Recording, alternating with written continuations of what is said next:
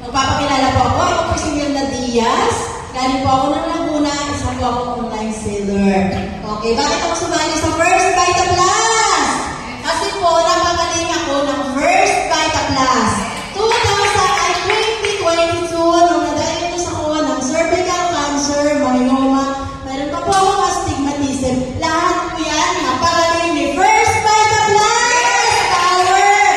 Ganun po ang naitulong ng First Vita Plus sa akin. At dahil napatunayan ko sa aking sarili, nakumbinsi ko na rin po ang aking mga kapatid. Nandito po ang aming panganay, si Annalyn Ventura po. At saka yung nagsalita kanina pamangkin ko. Ayan, dahil po yan sa aking angel na si Ma'am Janet Galais Alvarez. Hulog ni langit. Thank